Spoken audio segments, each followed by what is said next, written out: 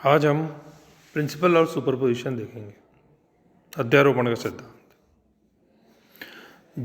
जब दो या दो से अधिक तरंगें एक साथ किसी माध्यम के उभयनिष्ठ क्षेत्र से गुजरती हैं तो उभयनिष्ठ क्षेत्र के किसी कण का परिणामी विस्थापन विभिन्न तरंगों के कारण स्वतंत्र रूप से उत्पन्न विस्थापनों के सदिश योग के बराबर होता है।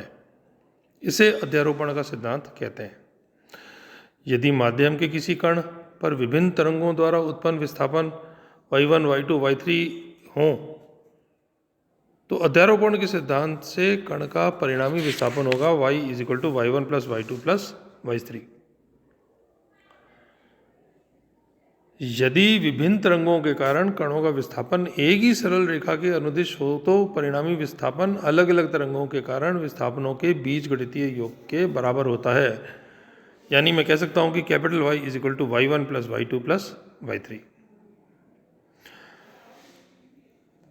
अध्यारोपण क्षेत्र में परिणामी तरंगों का विस्थापन निम्न बातों पर निर्भर करता है: तरंगों की आवृत्ति पर, तरंगों के आयाम पर, तरंगों के मध्य कालांतर पर और तरंगों के संचरण की दिशा में।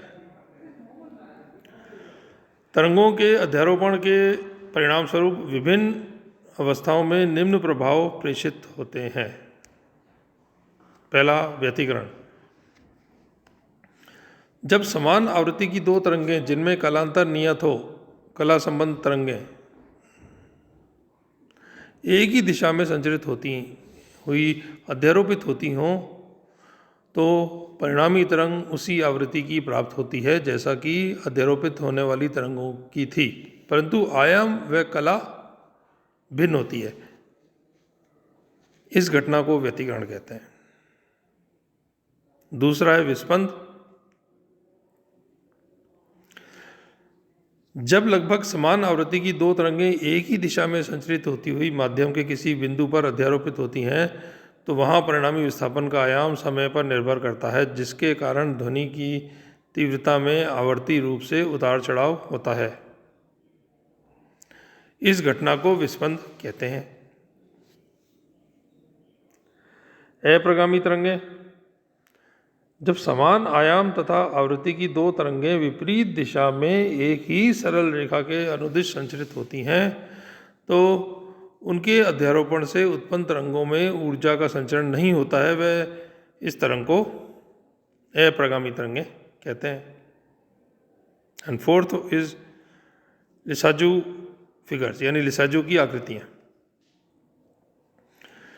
जब परस्पर लंब दिशाओं में दो सरल आवर्त गतियों माध्यम के किसी कण पर एक ही समय कार्य करती है तो उनकी संयोजन से कण के पथ द्वारा बनाए गए बंद वक्र की आकृतियां लिसाजू की आकृतियां कहलाती हैं।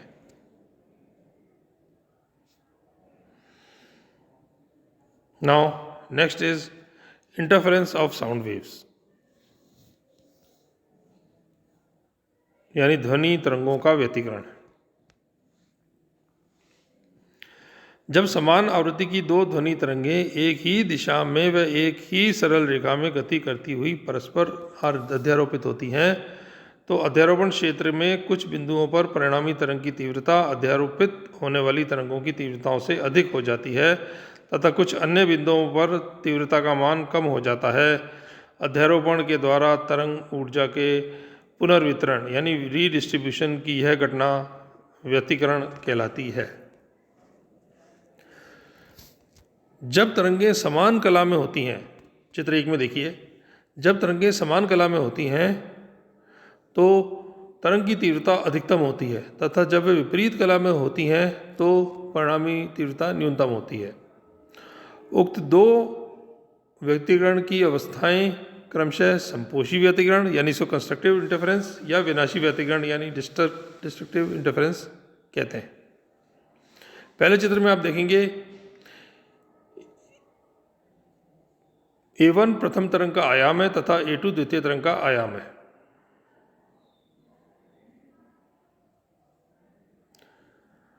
तो ये तरंगें समान आवृत्ति की हैं, वे समान कला में अध्यारोपित हो रही हैं। इस अवस्था में परिणामी तरंग का आयाम हो जाएगा A = A1 + A2। अर्थात संपोषी व्यतिकरण की अवस्था में परिणामी तरंग का आयाम अध्यारोपित होने वाली तरंगों के आयाम के योगफल के बराबर होता है। दूसरे चित्र में देखिए आप, दूसरे चित्र में आप देख पाएंगे कि संपोषी व्यतिकरण की अवस्था में दूसरा तरण विनाशी व्यतिकरण का है, तो इसमें अध्यारोपित होने वाली तरंगों में कालांतर पाई है तथा इस अवस्था में विनाशी व्यतिकरण के कारण परिणामी आयाम हो जाएगा A1 माइनस A2। अर्थात परिणामी तरंग का आयाम अध्यारोपित होने वाली तरंगों के आयाम के अंतर के बराबर होता है। That's all.